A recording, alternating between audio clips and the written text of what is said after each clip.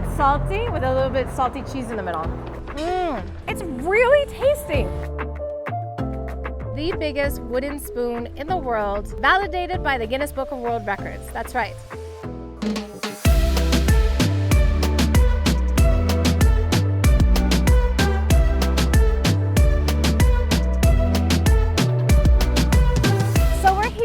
Main square of Paute, and let me tell you, it is everything, because right now it's a hot Saturday afternoon and we are surrounded by trees, lots of trees giving fantastic shade, so this is the perfect place to spend some time.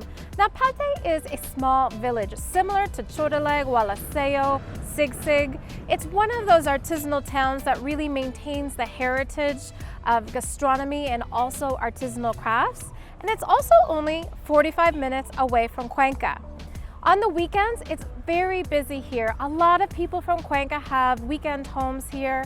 And one of the most popular things to do is actually go down to the river. The river here is beautiful. And so a lot of families come to spend their time. Because you know what? We're not close to a beach, but the river is just as good.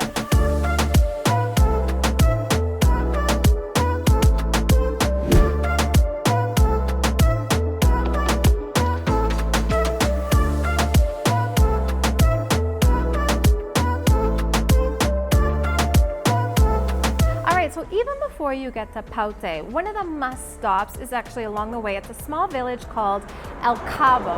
Now, El Cabo is along the road. It's known for its food. Everyone stops here before they go to Paute. Now, a lot of the food here is very similar to Walaseo, but this is actually much closer. You don't have to go across the river. It is known for a few things. Some say they do the best rotisserie chicken in the region, and then also it's known for its tortillas. They are known to have the best tortillas in the region. For these tortillas, there are actually 3 different kinds. So you can get trigo. Trigo means wheat, so it's a wheat tortilla. You can also get corn. So this is made out of mote, out of hominy. So again, this is going to be more of a savory type thing. And then my favorite is the choclo. Choclo is sweet corn. So there are so many different types of corn here in Ecuador. And then these are just 2 of many. So you've got your savory corn, your sweet corn. Choclo I really like. Now, unlike pancakes that you would have in the United States or Canada, you don't need to have any syrup here. Usually what you would have is morocho, which is a drink also made with corn. Or today, I'm going to have yaguana. Yaguana is a pre-Columbian drink that you find just in this area. So I've had it in Walaseo, they also have it here, they also have it in Paute. And so what it is it's similar to horchata. It's made with different fresh herbs and greens. It's very local. You can't find it all over Ecuador. It's difficult to find. This is one of the places that you should have it. Now, I'm going to start with these tortillas from what I think I like least to most. I mean, I like all of them. This is the trigo, the wheat. So this is pretty much like a wheat pancake style thing. They call it tortilla here. It's like toast. It's actually quite nice. It's better than toast. Sometimes, okay, yeah. That's why I opened it up. Sometimes they put cheese in the middle. So this is like a little bit salty with a little bit salty cheese in the middle. Next up, we've got the corn. So this is made from mote, also known as hominy. This is also very much a savory dish. It also has cheese in it. I mean, come on, cheese makes everything better. Okay. This has a taste more like corn, so it's a little bit like a cheesy cornbread, not too cheesy, so it just has a little bit more flavor than the trigo. And then my favorite, this is choclo. The reason why it's my favorite is I don't love sweet things, but I love the sweetness of this. It's like if you took sweet corn from the summer and you turned it into a pancake. This is exactly what it would be. So good. The tortillas here are cheaper than in Walaseo. They're only 25 cents each, so it was 75 cents for 3 of them. And then this drink was $1. All of this for $175, more food and drink than I can have, so share it because you're gonna head into town and of course you're gonna have more food. So if you come here, you're going to come to El Cabuyo. And so it is just past the main part of El Cabo as you're heading back out. It's on the left-hand side. She also has ceramics here. So if you want a really good deal, you should probably check those out as well. I think this place is fantastic. But today she's only doing this because her neighbor next door, if you want that chicken, he's got it next door.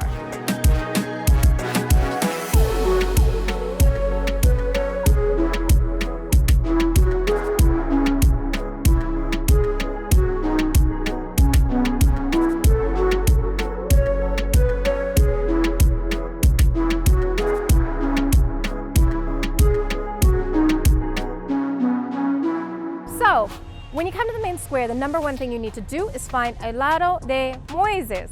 He's been selling ice cream here for decades. One flavor, it's naranjilla. If you have not had the naranjilla fruit, you need to try it. Made by hand for only 30 cents. Only 30 cents for an ice cream. It's really tasty. It doesn't taste like it has a lot of cream in it, maybe more of a sherbet than and like a true ice cream. This is like the perfect thing to start the day. It's just cool, refreshing, that naranjilla flavor, so good.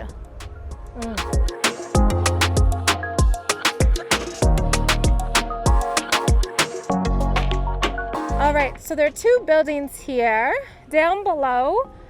And the first one, you've got clothing. We've got food up here, patio de comidas. And then over here are the fruits and vegetables. And so Sunday is really the day to come here. It looks like, oh, there's nobody. But you can kind of see over there, I can see they're selling yaguana, that pre-Columbian drink. We've got secos, encebollado. Andreas actually just corrected me on something. He doesn't think that this place would be busier on a Sunday. In this region, it was hit really hard during the pandemic. And so a lot of people actually left the area, leaving Ecuador to work, especially to the United States, whether it be legally or as an undocumented immigrant is very common in Ecuador. And so for a lot of people here, they didn't have any other choice. They had to make a living. So a lot of people have left here for the States. And oftentimes they will send money back, so whoever's left here can still survive, but it's just a fact of Ecuador. A strong part of the economy here, of the local economy, is actually from people working in states.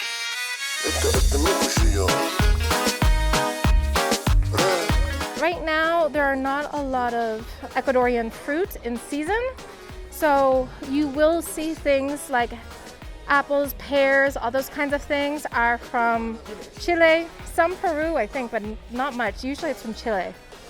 Persimmons? We call them mandarinas. Mandarinas. Oh, I think there's persimmons. And then we have actually found when we go to the market that people are really open about where the fruit is from. So you can ask, is this from Ecuador? And that's actually how I found out that not a lot of things are in season right now. Of course, you've got like the bananas, plantanos, things like that. Those papayas are for sure from the Amazon.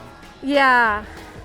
These gigantic papayas. This is where you're going to find probably more local things. Potatoes, always local. They do not import any potatoes. If you're looking to buy an avocado, let them know when you want to eat it, whether it's in like that day, within the same week. They know how to pick out the good ones. Yeah, Andreas is looking for big ones. 50 cents. 50 cents each. He's got small ones that are available today, but these are all local avocados. So you can get avocados all over Ecuador. You just need to know, you have to ask where they're from. Because ones on the coast taste different than the ones here. Yeah, Paute is like big avocado big time for avocados. Yeah, like in Ecuador, we got two regions where the avocados are the best. One is Guayabamba, close to Quito. Another one is here. Okay. So best avocados are in Guayabamba, outside of Quito, and then also Paute is known for avocados too. I actually really like the avocados on the coast.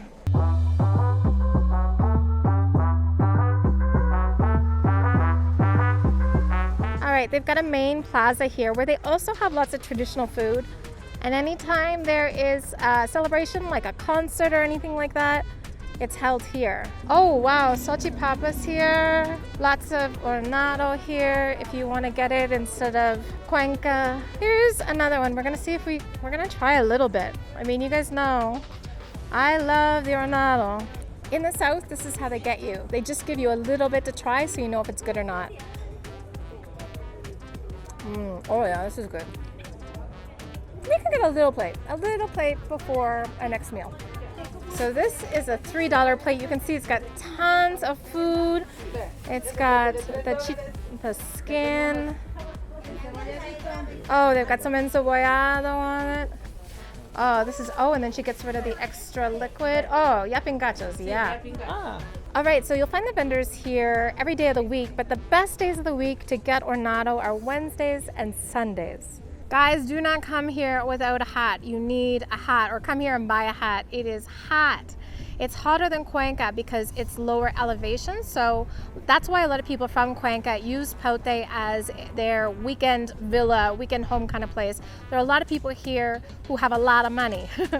This is an agricultural area, so we checked that market out. Now we've just heard about another one. I think it's called San Jose. And then also there's another place that has an orchard and is really well known for peaches and other orchard fruits. So I think today is going to just be a day of buying some vegetables and fruits and eating some more. And then we will check out the river, and then also apparently the biggest spoon in the world is here.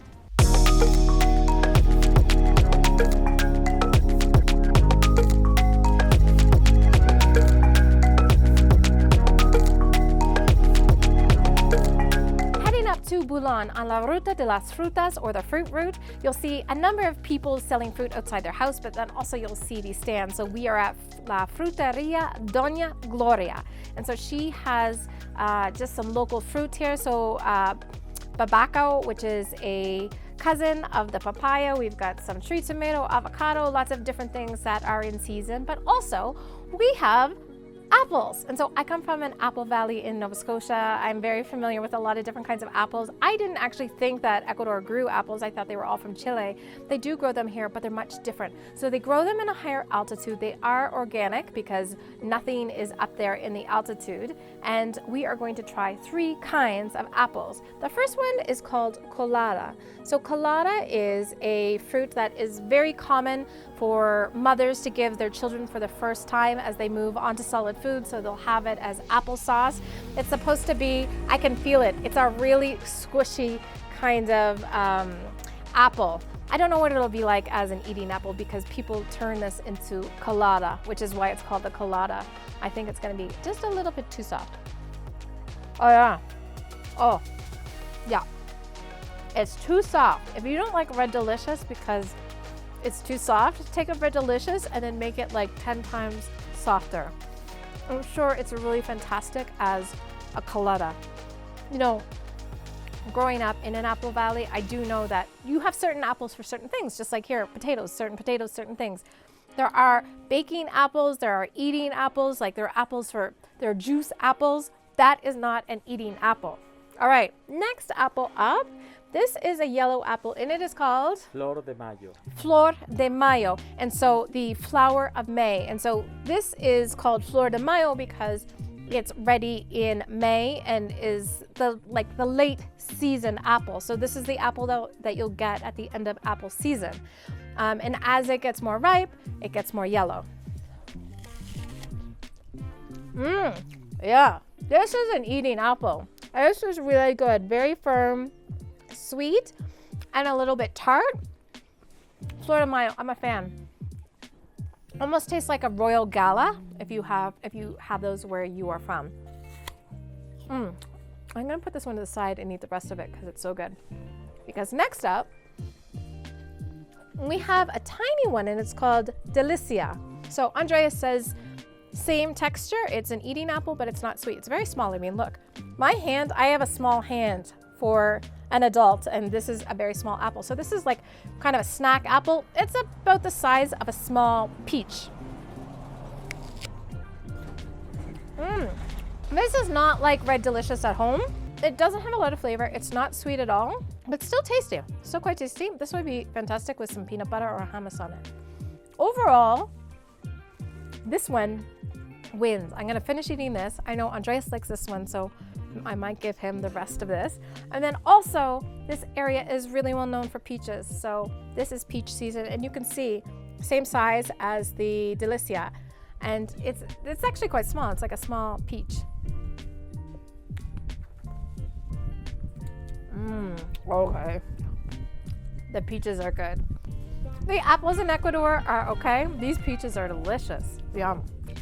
So we're gonna keep driving up, but if you come here, you can buy these apples.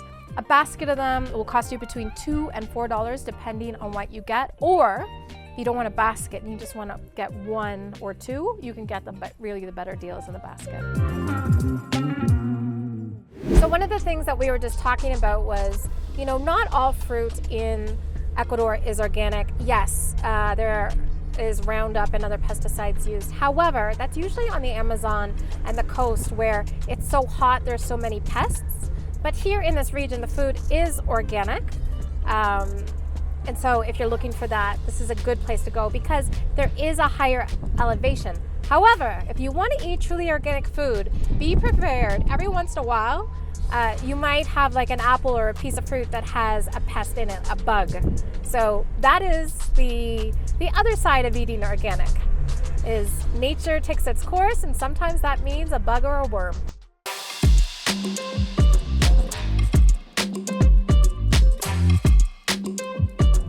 Region, all the little villages have the one thing that they're known for. In Asigsig, it's the hats.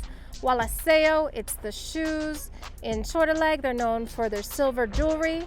Paute has a little bit of everything, but it wasn't known for one thing until now. Now it's known to have the biggest wooden spoon in the world, validated by the Guinness Book of World Records. That's right. So it's just 3 kilometers outside of downtown, 50 cents to get in, to go see the big wooden spoon.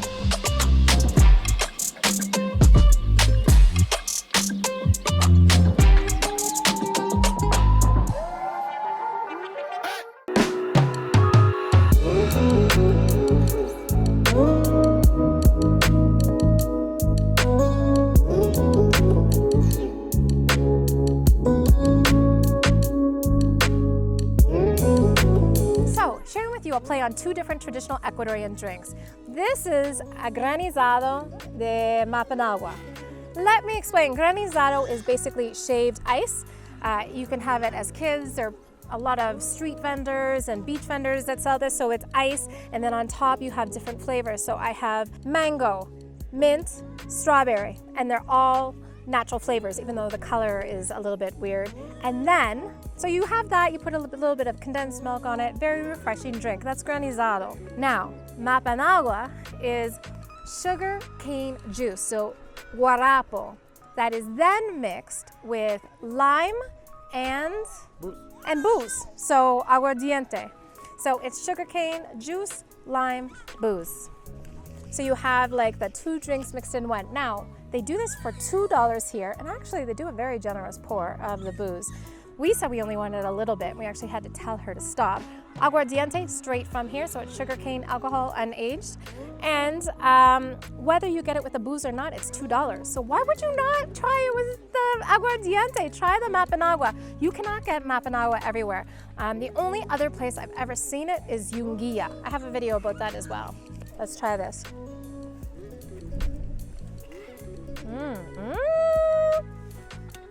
I've had Mapanagua before. It's amazing. So it's like you've got the sweetness from the sugarcane juice, the guarapo, and then you've got the lime to cut it so that it's not too sweet. And then you've got the booze, which is like the best part. I love aguardiente. It can be really harsh. This one is quite nice. And then also because you've got this ice, and then you've got like this mango, mint, strawberry. It's like a really lovely cocktail. I would say, you know, this is a touristy area, but they really embrace it. They embrace the tourism part of it. So they also have traditional food here. They've got the tortillas. They've got other drinks. They've got the yaguana here. They've also got nachos if you want to have it. So it's like there's something for everybody here.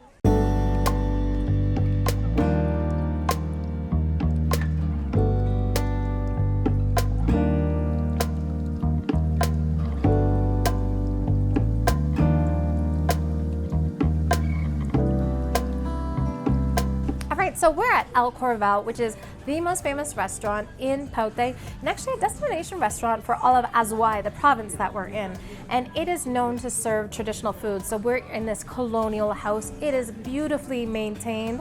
It has a garden down below where you can sit. We're actually up on the balcony here, and it is so beautiful. When you come in, they have lots of local products, Pauteño products that you can try, and it just really takes you back in time, but in like a modern kind of way. It's really popular here. So we decided that since we have been eating bits and bites along the way, that we would share lunch. So we're going to try the Lomo del Diablo, which means devil's loin. So it is actually beef that's flambéed in a Pauteño alcohol, which is aguardiente, the sugarcane alcohol, which I just had. And then it comes in a red wine sauce with some local fresh herbs and then also shrimp. So it's like a surf and turf. So we're getting one dish, and then afterwards we're actually going to they have a $5 special tasting here where you can try 5 different local spirits, alcohols from the area. So that's up after lunch. I didn't want to do it beforehand because you don't want to have a bunch of booze and then not really be interested in lunch at all.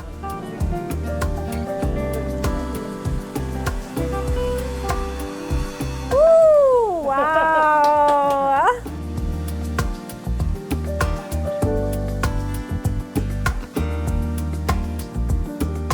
All right, they're so nice here. We're splitting this. This is $16.80, I think, and they brought us 2 plates so that we could share it.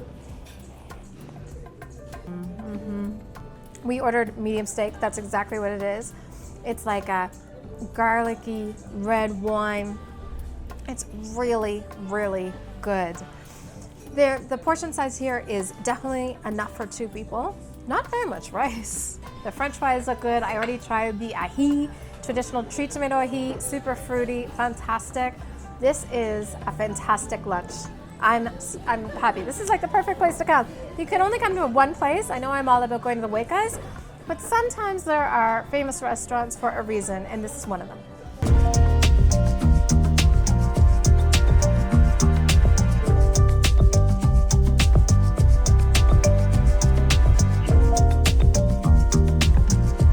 Mistela is fruit-flavored aguardiente, so it's infused alcohol. So in this we have strawberry, raspberry, and satsuma, which is like a, not really sure what it is. I have to look. It's like a cherry.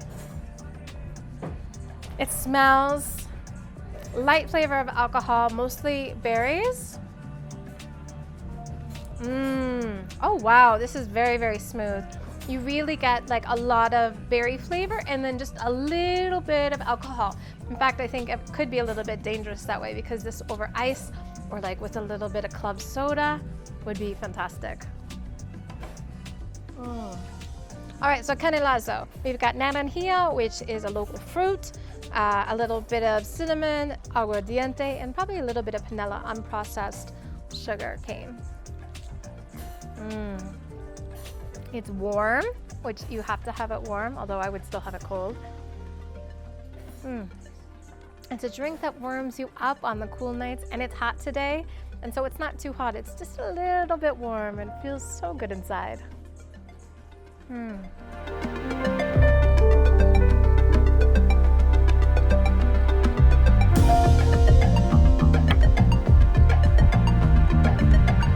This is nice.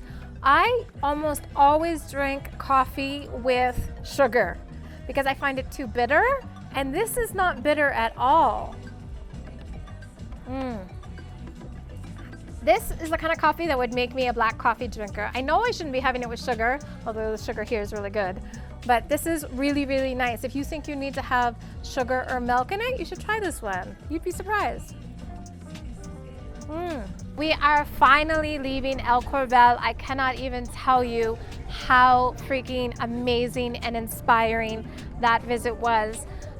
To know that they have such a successful business, have a successful restaurant, have Shamir, but their priority is really about making Paute a good destination to visit, a great destination to live, supporting local producers, helping them, elevating the people, even just with the coffee, creating all of these products to elevate the life of people that live here. Sometimes you walk into a place and you think, I'm gonna have a great lunch. But Patricio, the owner of this place, he has such vision. Wow, I'm so inspired and overwhelmed by all of his ideas. Sometimes you think things will never change, and then you run into people like him and you realize that they can.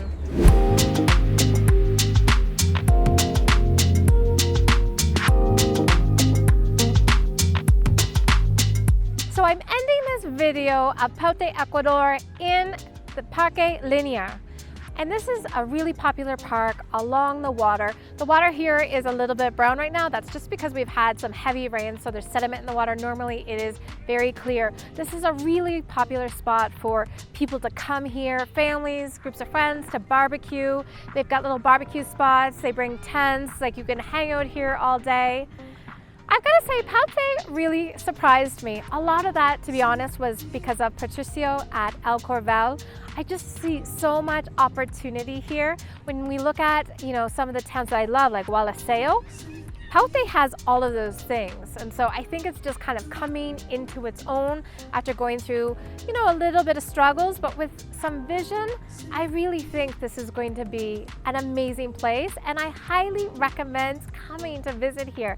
Only 45 minutes from Cuenca. This is an amazing day trip.